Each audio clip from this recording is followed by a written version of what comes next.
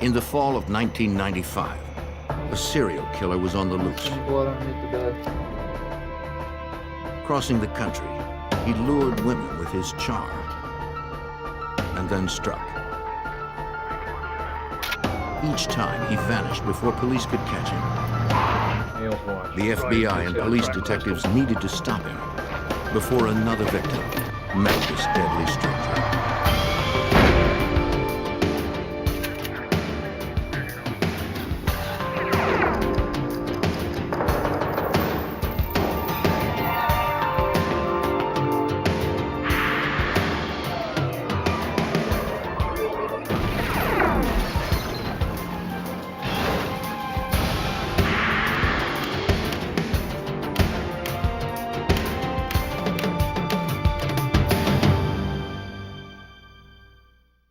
The body of a young woman found burned in a truck launched a manhunt to find her killer.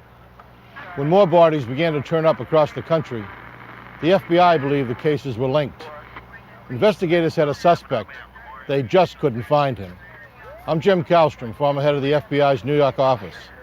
Agents would enlist the help of local law enforcement and even long-haul truckers to stop a cross-country killer.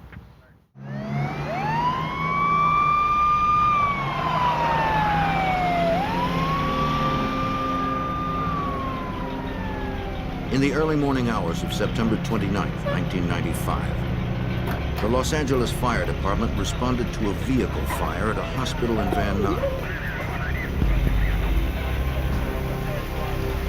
They found a pickup truck burning in the parking lot.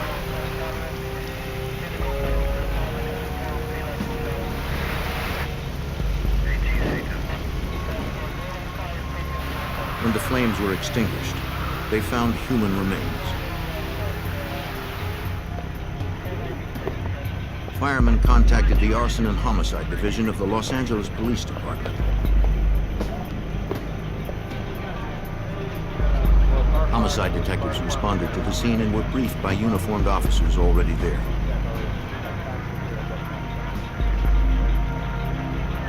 They questioned a witness, a nurse who had seen the fire start. She said she had arrived for work before dawn for the early morning shift. In the parking lot, she saw the truck go ablaze. She saw the outline of a figure with long hair run from the truck as the flames erupted. She never saw a face. And she had never seen the truck before.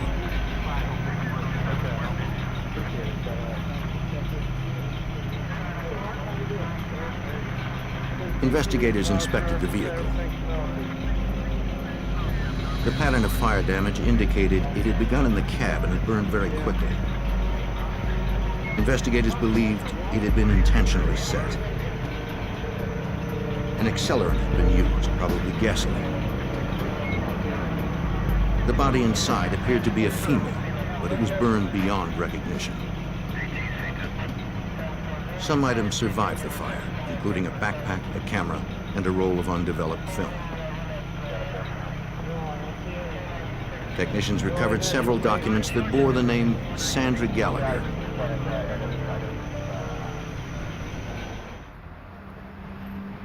By sunrise, detectives at LAPD's Van Nuys station had run the truck's plates.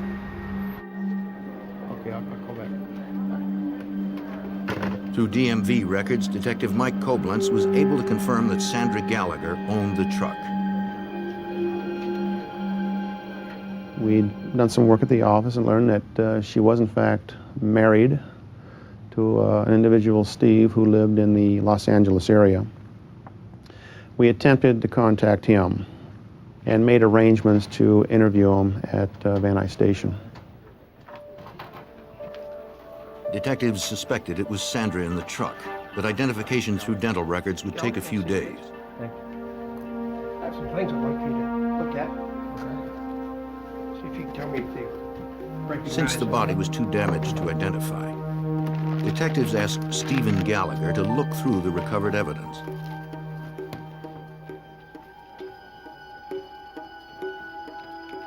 recognize this person? He said the backpack, camera, and other items were Sandra's.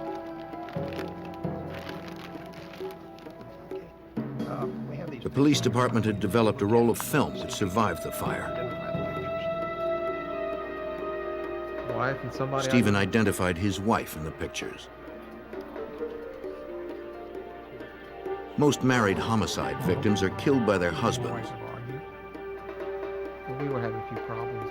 But Detectives asked Stephen about his relationship with Sandra. There's a lot of domestic violence, spousal abuse that goes on, so it's just a direction to go to initially.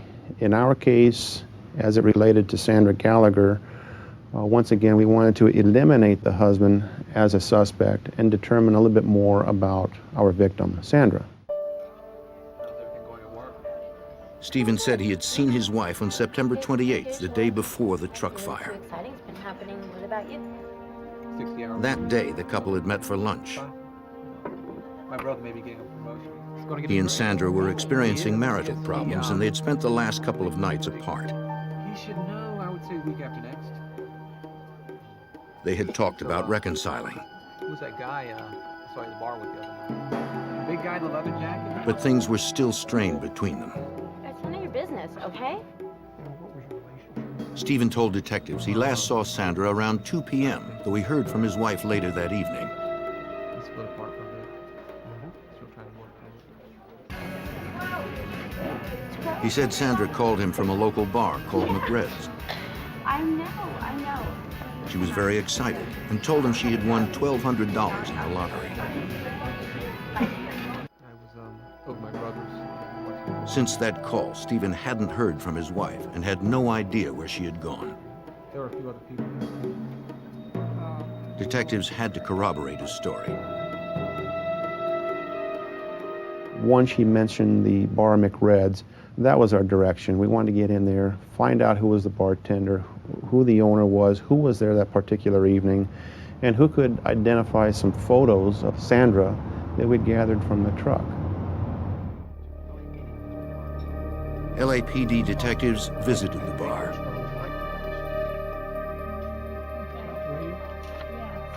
When shown a photo of Sandra Gallagher, the bartender recognized the woman. Okay.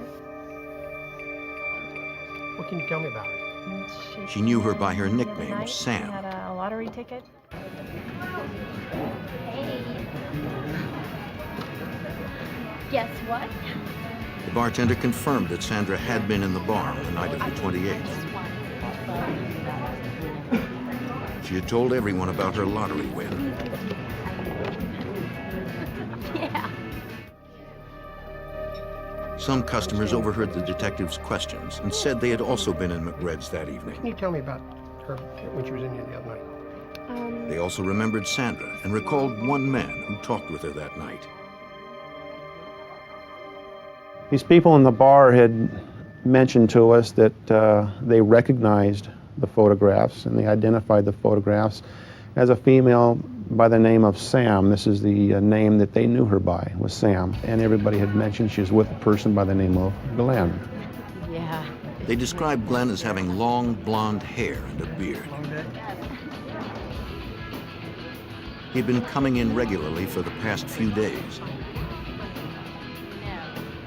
That night, he seemed interested in Sandra and talked to her for quite a while. Okay. Glen was friendly and came across as a big spender, buying drinks for Sandra and the others.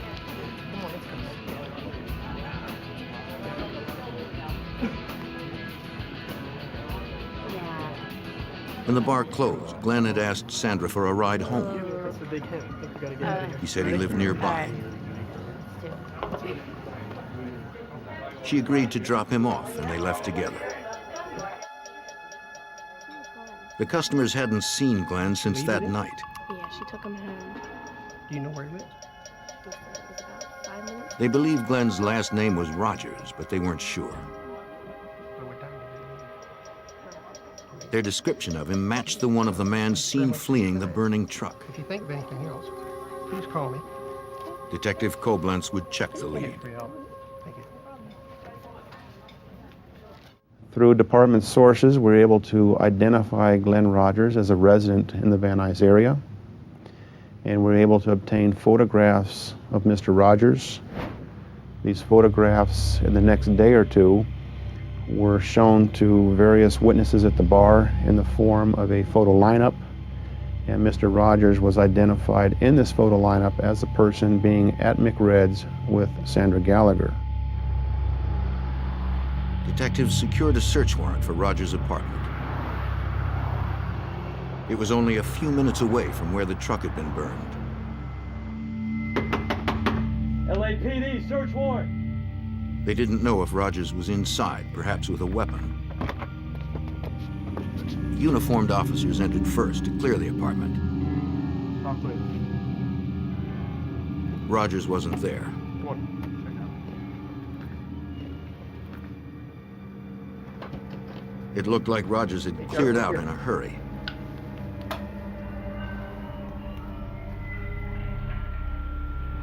Detectives recovered a purse and a woman's wallet. It was empty of cash and held no ID. No identification. They also found a woman's earring.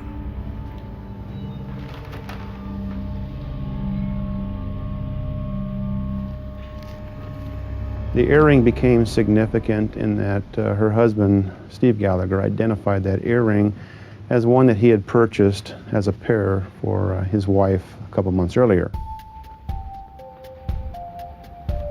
After several days, the coroner made his report. He positively identified the remains from the truck as those of Sandra Gallagher.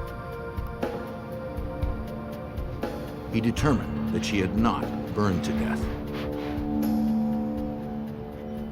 We learn in the nose area of our victim there wasn't any presence of evidence of fire, sooting, and so on. That gave us information that because she didn't breathe any of the fire, any of the soot, it gave us an indication that she had died prior to the fire itself. The mother of three had been killed by manual strangulation.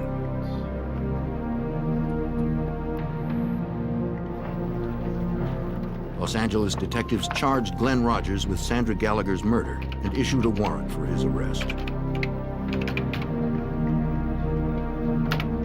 They entered Rogers' name and description into the NCIC, the National Crime Information Center, a database that links over 57,000 law enforcement agencies nationwide. That informs other agencies around the United States that Glen Rogers, in this case, is in fact wanted in Los Angeles for murder. It would list the agency, Los Angeles Police Department, Van Nuys area, with my name and my phone number. If they have any contact with Glen Rogers and happen to run him, this warrant would show up in their jurisdiction and he'd be taken into custody. Detectives sought out anyone who knew Glen Rogers.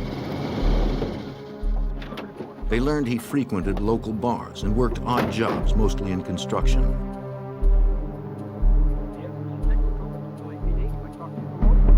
They visited several job sites, interviewing his friends and co-workers.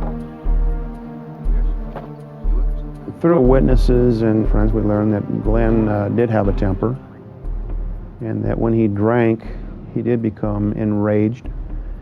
There was domestic violence involved with former girlfriends.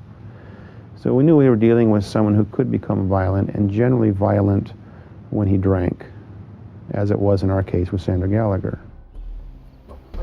One of his friends said he hadn't seen Rogers in a while, but promised to contact the police if he heard from him. Okay.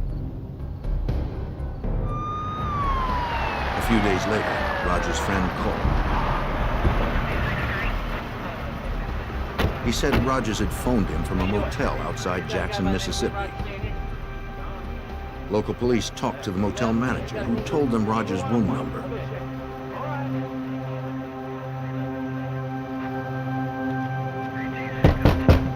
Police, open up!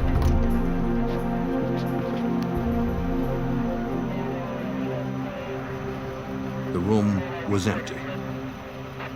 The murder suspect was on the run.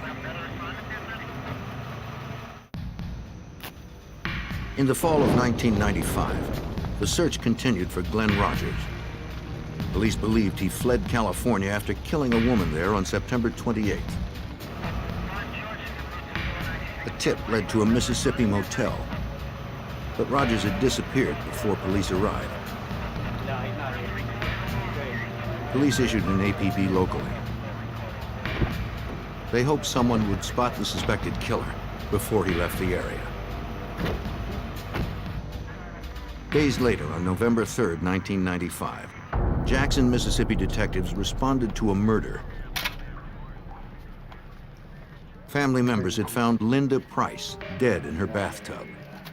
The 34-year-old single mother had been stabbed repeatedly and her throat had been slashed. Investigators searched the apartment for evidence.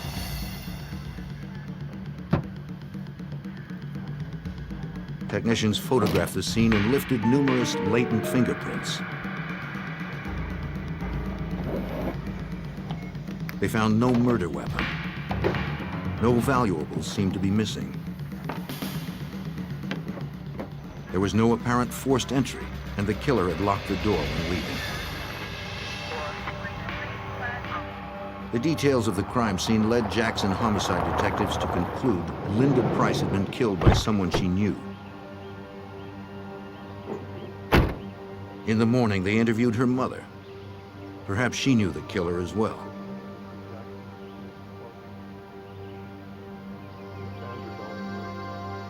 She said her daughter had a new boyfriend. His name was Glen Rogers.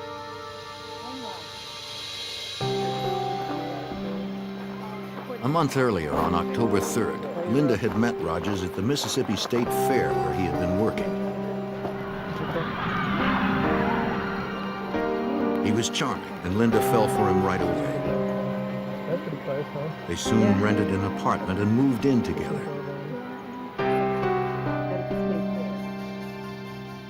At first, Linda seemed happier than ever, but recently she wondered if she'd made a mistake. She told her mother that Rogers had a bad temper and she feared his mood swings. When Linda stopped calling and didn't answer her apartment door, her mother believed that Rogers had harmed her.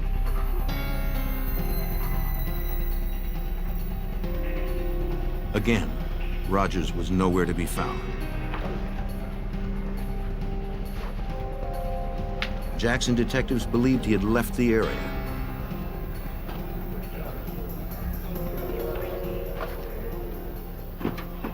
They entered his name into the NCIC database.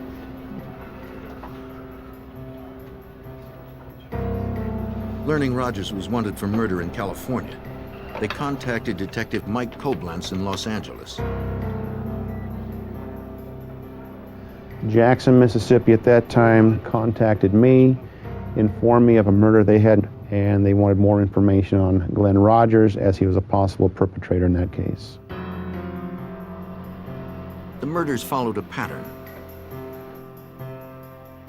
The victims in California and Mississippi had both been charmed by Rogers. They had been isolated from others, then brutally killed just before Rogers fled the area. The investigators believed that Rogers was on a rampage that probably would not stop until he was found. In our minds, we knew that we had a major problem going on here. We felt if he wasn't apprehended, that there could very well be more victims. Jackson police asked the public to call if anyone saw Rogers in the area.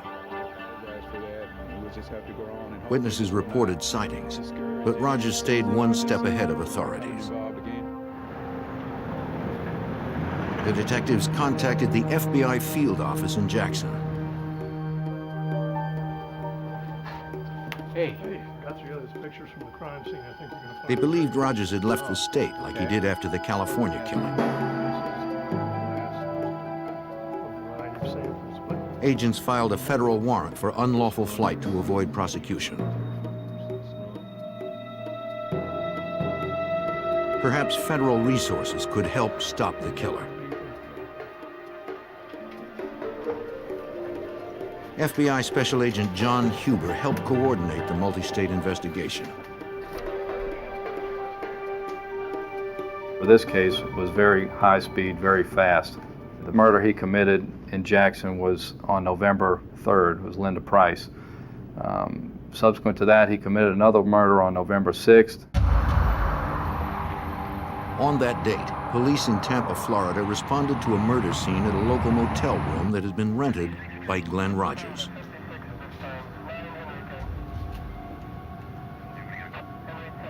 Like Linda Price, the young woman lay dead in the bathtub, stabbed in the back, chest, and wrist. There was no ID of the woman in the room, but investigators noted a tattoo of a cross on her shoulder. Her jeans and shoes were piled near the toilet. A bracelet was found in the sink. From the evidence left behind, Tampa homicide detective Julie Masucci attempted to piece together the details of the murder. When we removed the clothing, it appeared that she had been stabbed through the clothing, which means that she was never undressed. And it was from the rear portion, which appeared that someone might have come up behind her and stabbed her. The shoes had blood spots on the top, indicating she had them on and was standing when she was attacked. Under her body was a man's watch. Investigators believed it belonged to the killer. It was significant that she was placed in a bathtub and that it appeared that someone tried to clean up any evidence that they left behind. We had found towels to indicate someone had wiped up blood off of a floor. It appeared that the bathtub water had been run to try and clean up any evidence that was left behind. The detective interviewed the housekeeper who discovered the body. That morning, she had been making her daily rounds just after checkout time.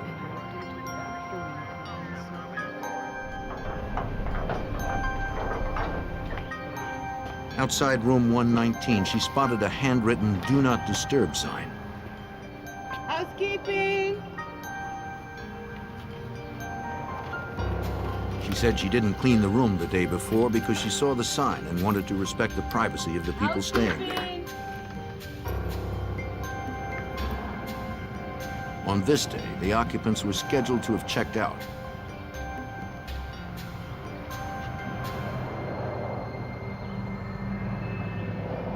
When she entered the bathroom, she made the gruesome discovery.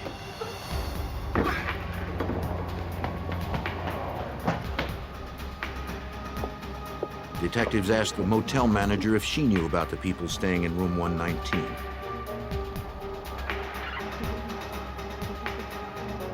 She recalled the man who rented the room because he requested a "Do Not Disturb" sign the day before. They told him he didn't have one. So he paid for another night and told them at the registration that he did not want them cleaning his room. He wanted it to be left alone. Apparently he went back to the room and tore off a piece of a phone book and made his own "Do Not Disturb" sign, and he hung it on the door. The motel manager remembered the same man packing up a small white car that evening. He had paid for another night, so she didn't think he was leaving. She warned him about recent break-ins at the motel and told him not to leave anything in the car overnight. Thanks. Get out, go.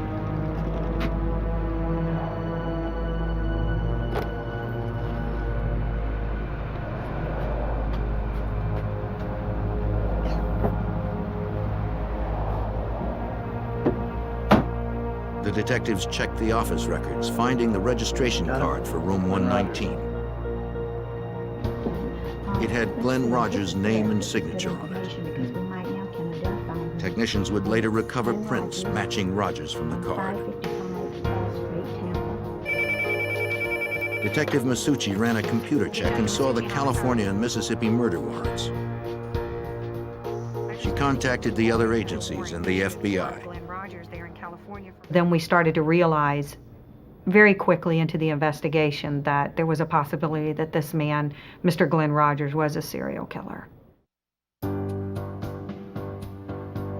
The investigators knew who the killer was, but Tampa detectives still had not identified the female victim. She remained at the morgue as Jane Doe. If they could identify her, it might help them find the man who had killed her and at least 2 others.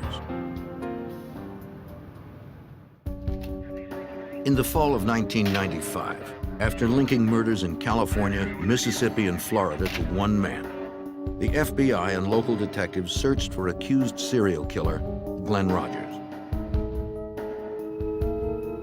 The latest victim had been found in a Tampa motel room. She was still unidentified. Responding to media coverage, a woman whose daughter had been missing for 2 days came forward.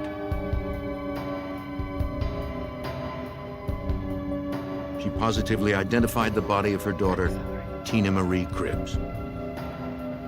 Tina had 2 children of her own. Tina's mother told Detective Julie Masucci about her daughter's last day.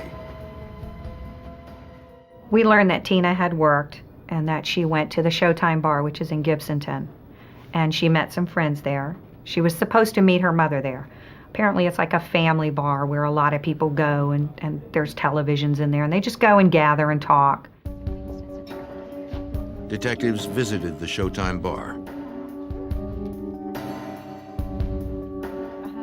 The bartender said she knew Tina and her mother.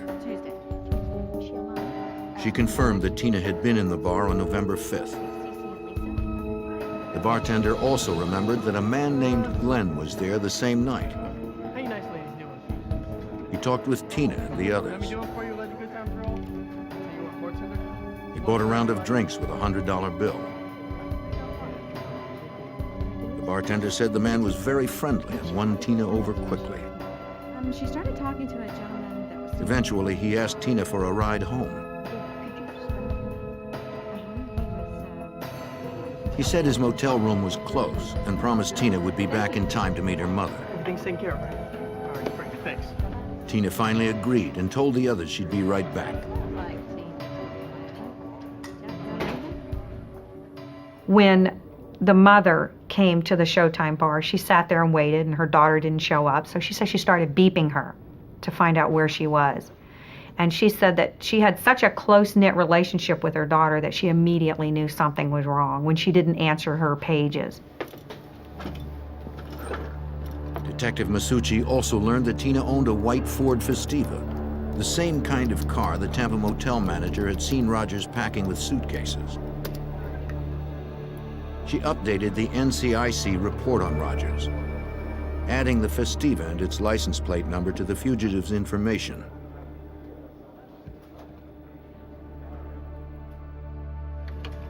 FBI Special Agent John Huber was surprised that Rogers wasn't trying to conceal himself.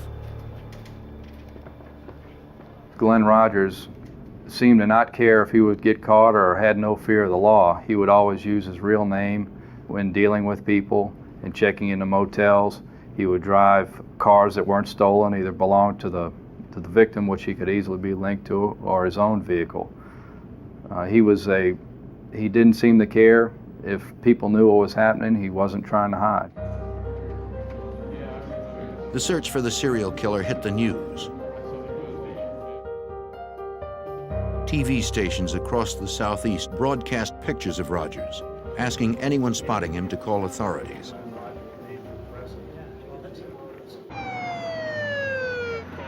Hundreds of leads poured into the FBI. One promising tip came from a Jackson, Mississippi motel. 2 separate callers claimed to have seen Rogers there. Rogers had been in Jackson previously and was known to frequent small motels. We set up a perimeter around the hotel, and then we had an entry team go up to the door. Police, come to the door! Come to the door with your hands up! Come to the door! Hands where we can see them! Get your hands off! Agents were cautious until they could identify the man. Put that on the wall! Where is it? Hands on the wall.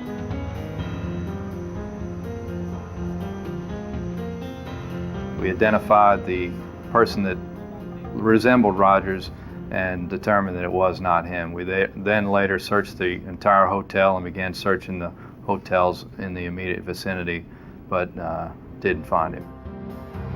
It was very important in this case to apprehend this individual as soon as possible, because based on his history, he was going to continue to kill until he was apprehended. Authorities were desperate to stop him. The serial killer was out there somewhere, and it was likely that he was searching for his next victim.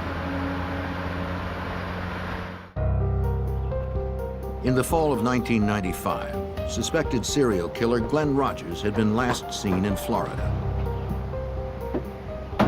The FBI believed he had murdered a woman there after killing women in California and Mississippi. The FBI soon learned that Louisiana had been his next stop. On November 10, 1995, Andy Sutton, the mother of 4, was found murdered in her Bossier City, Louisiana apartment. Bruises on her legs. Like 2 others, she had multiple stab wounds to her upper body and back. The Bossier City detective questioned the victim's roommate and former boyfriend. 9 o'clock. Andy's roommate was a waitress and had worked late the night before Andy was killed. Wanted to get her.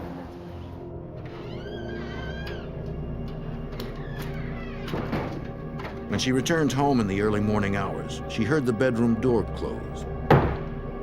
She assumed it was Andy and her new boyfriend, Glen Rogers, in the apartment's 1-bedroom. Blankets had been left on the couch, and so she slept there.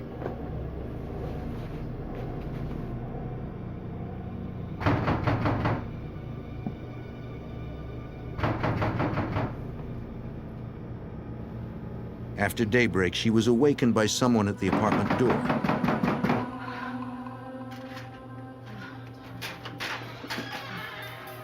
Would you tell Andy I'm here? It was Andy's ex-boyfriend. No, I'm sorry. I'm here now. I'd like to see Andy. He wanted to talk to Andy. I don't care. I'd still like to see him. Stay there. Andy? Andy? In the room, she found Andy's body under the sheet. She told detectives Andy had met Glen Rogers in a bar. They had been dating for only a few days. Neighbors had seen Rogers leave in a white Festiva. Bossier City detectives ran Rogers' name through the NCIC and saw the 3 other murder warrants. They contacted the other police agencies and the FBI. Hey, detective. She's that facial right? Los Angeles faxed a photo of Rogers to be used in the local investigation.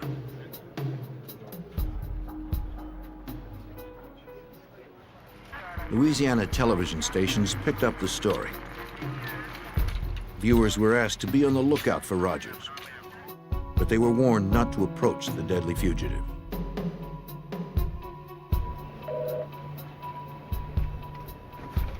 Special Agent John Huber and the other investigators were frustrated. Yeah, you know it. Rogers was killing people faster than we could investigate where he was. It was just a kind of a time game, and he was killing people faster than we could apprehend him. Hey guys, look at The FBI and local detectives believed Rogers murdered 4 women in 6 weeks. starting to move. After each killing, Rogers had fled the state. Let's try to focus. The locations he chose were random. Let's try to focus in. Let's try to focus in over here. Despite their best efforts, investigators couldn't keep up. They needed to spread the description of Rogers and his vehicle across the country. Let's start off with that. Agents sent requests to truckers over their CBs to be on the lookout for a white Ford Festiva. They posted wanted flyers in truck stops and rest areas. We're not really sure where he's going to be going next. That's why They held press below here is conferences a to get photograph Rogers' photo out to the public. And Gallagher will pass some of this out. They wanted to warn Right now, potential what we know victims is, and hoped someone would spot the data killer. we have already Through the media, agents released details of Rogers' MO for finding victims and the route he traveled. Gallagher was viciously raped and murdered. The FBI began the process of adding Rogers to their 10 most wanted list. 1996. At the rear of a convalescent. Getting someone on the 10 most wanted list increases the amount of resources that the Bureau puts into a case. It also increases the amount of media attention that's also worked into a case. The tips began to increase. One caller claimed Glen Rogers was at a pool hall in Mississippi. 2 agents responded.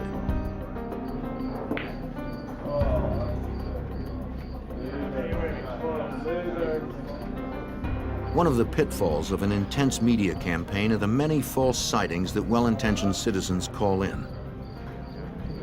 Well, gentlemen, Special Agent Huber. The man in the bar was obviously not Rogers. What's going on here? You have ID? The investigators tried to predict Rogers' next move and focus their search. Special Agent Huber had worked plenty of fugitive cases. A lot of times in fugitive investigations, when people are in trouble, they'll go to areas that they're familiar with, or associates or friends. In this particular case, Rogers' family and friends were mostly located in the Kentucky area, and that's where a lot of our resources were focused. Authorities in Kentucky received priority teletypes about the fugitive. Kentucky State Police Detective Bob Stevens was already familiar with the name Glen Rogers. In fact, he'd been looking for him for almost 2 years. Rogers was wanted for questioning in the disappearance and possible murder of his housemate, 71-year-old Mark Peters.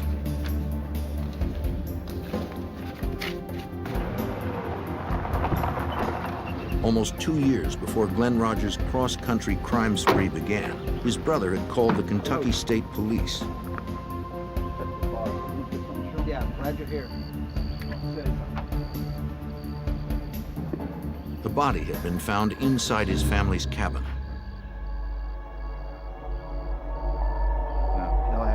Police believed it was Mark Peters.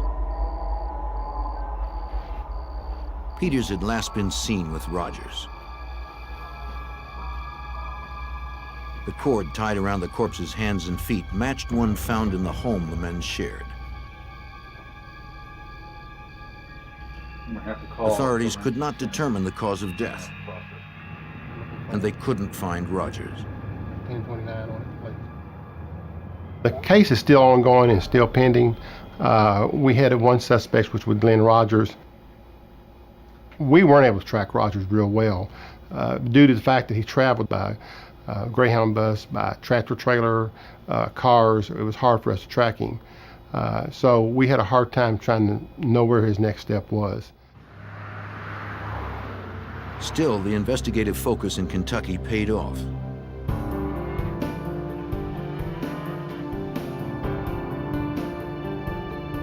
On November 13th, 1995, Glen Rogers visited one of his relatives in Lee County, Kentucky.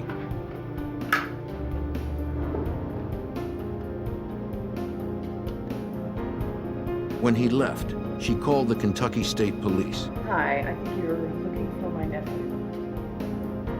Glen Rogers. She said he was driving a small white car heading west toward Interstate 75.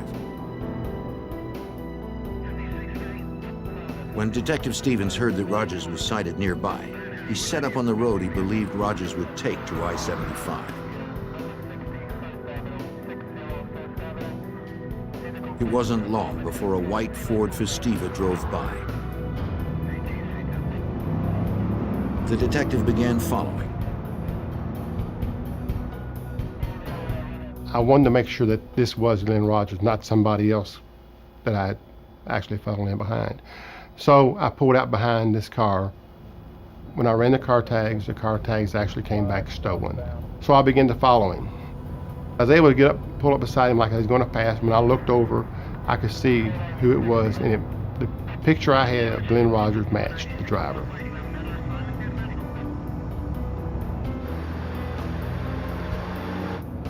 The detective requested backup. A local police officer was parked nearby. He joined the slow pursuit. They followed Rogers for a distance.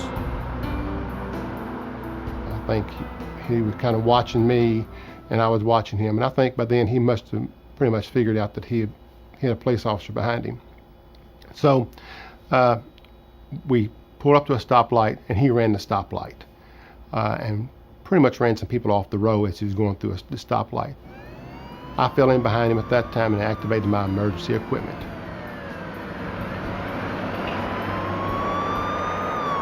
Rogers didn't stop. He sped up. He's on to us now. Stand by. Several miles ahead, police set up a roadblock and tried to clear the road of traffic. Go, go! They hoped this would be the last stop for the elusive killer.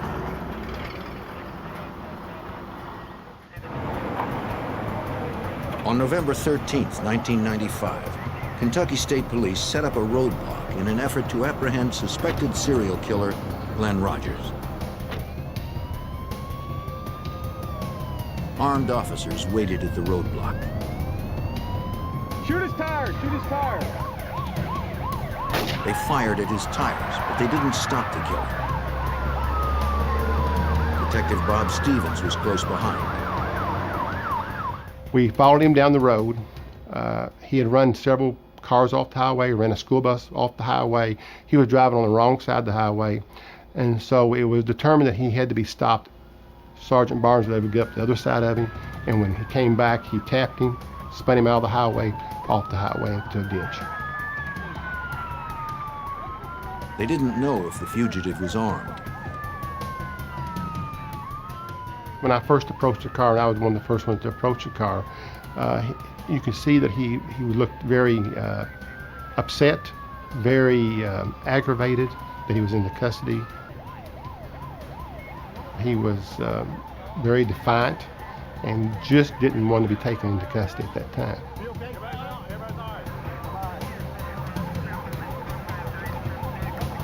After a 2-month killing spree that spanned the country and left 4 women dead, Glen Rogers was finally in custody.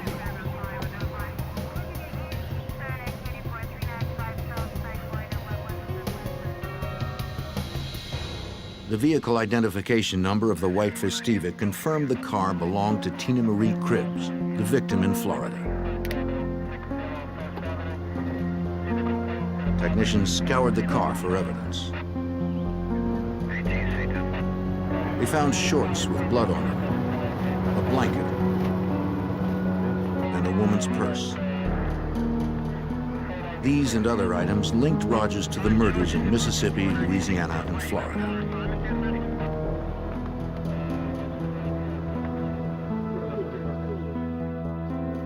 Tell me a little bit about what you guys have. The FBI served as the clearinghouse for the evidence. FBI agents and detectives from 5 states met in Kentucky to outline the case.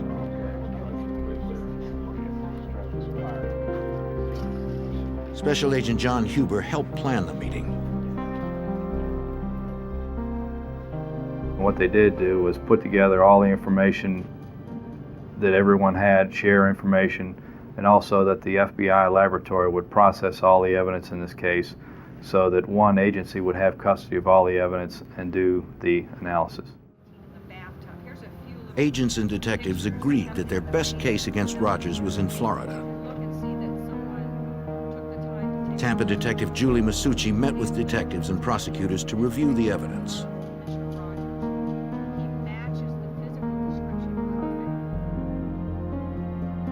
They believe the watch found in the tub with the victim belonged to Rogers. A photograph of Rogers with Mississippi victim Linda Price revealed he wore that type of watch. Detective Masucci was confident in her case due to the physical evidence implicating Rogers. We had Tina Cribbs' car that he was apprehended in. We had some shorts that belonged to him that had some of Tina Cribb's DNA on them, the registration slip that Mr. Rogers signed himself, fingerprints that were found inside of motel room number 119, where the victim was found, and miscellaneous items that were found inside of the car when he was apprehended.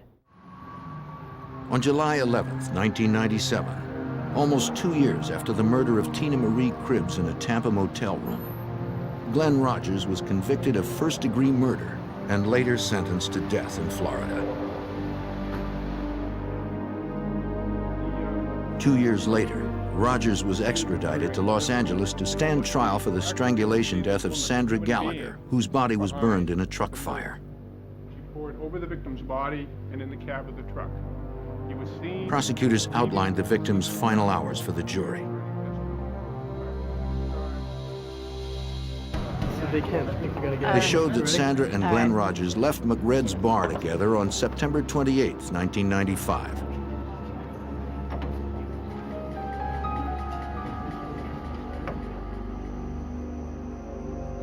At some point, there was a struggle, perhaps as Rogers made an unwanted sexual advance. He strangled her, crushing her windpipe.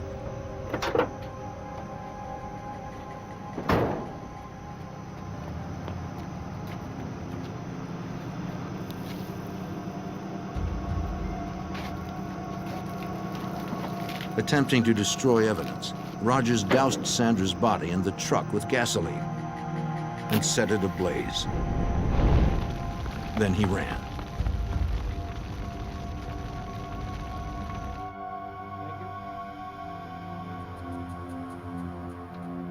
On July 16, 1999, a jury again found Glen Rogers guilty of murder.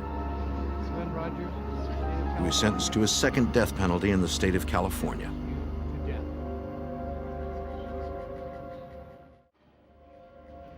Los Angeles detective Mike Koblenz was impressed by the nationwide partnership of everyone involved in the hunt for Rogers.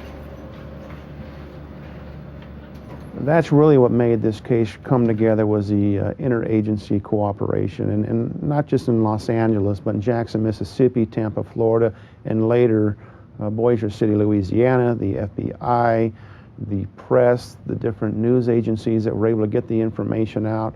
We truly worked together on this, and it came to a successful conclusion down the road. Since Glen Rogers already had 2 death sentences, Louisiana and Mississippi prosecutors decided to spare the families of the victims emotional trials. Glen Rogers left at least 11 children without mothers. The importance of stopping him was clear to Detective Julie Masucci and the other investigators. As a woman, not as a detective, not as a police officer, but as a female, I think that there should be a lot of women that feel safe that he's off of the streets. He had no regard for human life. He had no regard for the feelings of the families that are left behind. He didn't care. And I'm happy that he's behind bars. And I'm happy that he'll never step foot outside of a prison system that he could put other females at risk. Investigators suspect Rogers is responsible for more unsolved murders. He told family members during his rampage that he had killed dozens. Authorities continue to pursue those unsolved murders to close the cases that can be linked to Glen Rogers.